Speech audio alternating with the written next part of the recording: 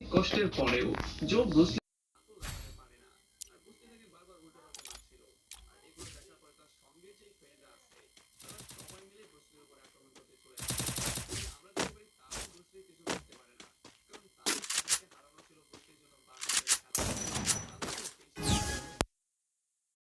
আর এগুলো করার পরে যখন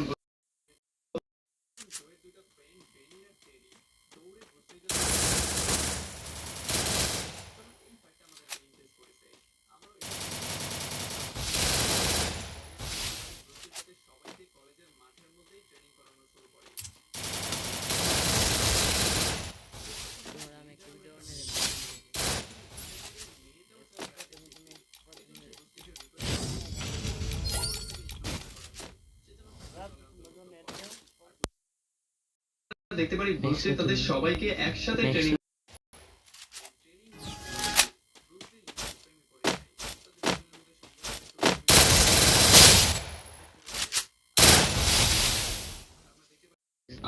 পরের দিনই সে লিন্ডাকে নিয়ে চলে আসে একটা স্পেশাল জায়গায়। আর এই স্পেশাল জায়গার নামটা সে দিয়েছে ব্রুসলি কুংফু ট্রেনিং সেন্টার। আর এই স্পেশাল জায়গায় সে বলে যে আমি এই জায়গায় আমেরিকান যত মানুষজন আছে তাদের সবাইকে কুংফু শেখাতে চাই, সবাইকে মার্শাল আর্ট এক্সপার্ট বানাতে চাই।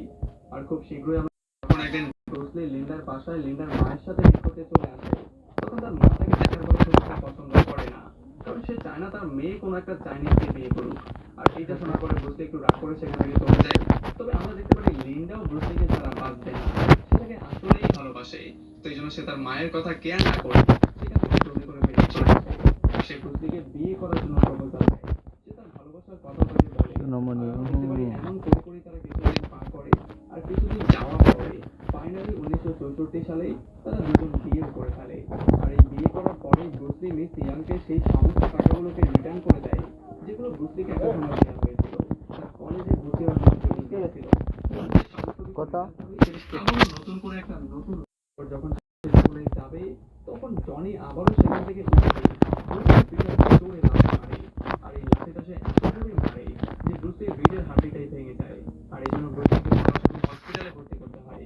আমরা দেখতে পারি লেনিটাকে দেখার জন্য দৌড়ে হসপিটালে চলে আসে। আর তার এই অবস্থা দেখার পরে সে খুবই আপ্লুত হয়ে যায়। বুঝতেই পারছিল না যে ব্রুসলির এমনটা কি করে হতে পারে। ব্রুসলি হচ্ছে এত সুন্দর একজন ফাইটার, তবে আমরা দেখতে পারি এমন একটা পরিস্থিতিতে থাকার পরেও ব্রুসলি কোনোভাবে পৃথিবীর সেরা